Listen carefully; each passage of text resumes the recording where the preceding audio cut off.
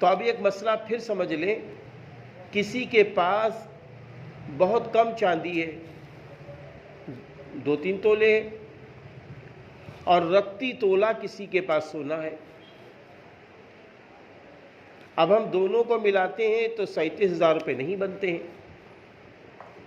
तो अब हम क्या देखेंगे, ज़रूरत से ज़ायद सामान घर पे हो। इसको अच्छी तरह समझ लें मसला। ज़रूरत से ज़ायद सामान घर पे हो। अब ज़रूरत से ज़ायद का मतलब, अब मिसाल के तौर पर हमारे वहाँ 3 मौसम होते हैं, बारिश के, सर्दी के, ठंडक के। वो बारिश के, सर्दी के और गर्मी के 3 मौसम होते हैं। अब 3 मौसम में 3-3 जोड़े बहुत है। अब भाई 4-4 जोड़े बहुत हैं। अब किसी शख्स के पास 20 जोड़े रखे तो उसमें 8 जोड़े ज़्यादा हैं, ये जायद है।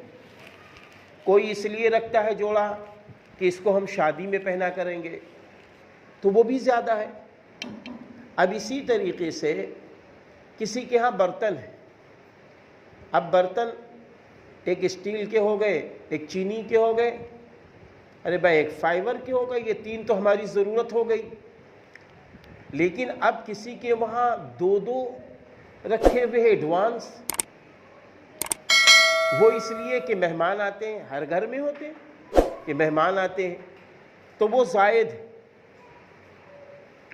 इसी तरीके से किसी के वहाँ 2 फ्रिज हैं, एक फ्रिज की ज़रूरत है, एक जायद है। एक आदमी है, उसके पास साइकिल भी है, मोटरसाइकिल भी है, तो अब एक की ज़रूरत है, एक जायद है। इस तरह बहुत सारी चीज़ें हम जोड़ सकते हैं। ये तमाम चीज़ें जोड़ने के बाद इस पर साल गुजरे या न गुजरे, साल गुजरे या न गुजरे, अगर ये सब जोड़कर 37,000 या इससे ज़्यादा रकम का हो जाता है तो ऐसे शख्स पर कुर्बानी करना वाजिब हो जाता है। अब ये मर्द हो या औरत।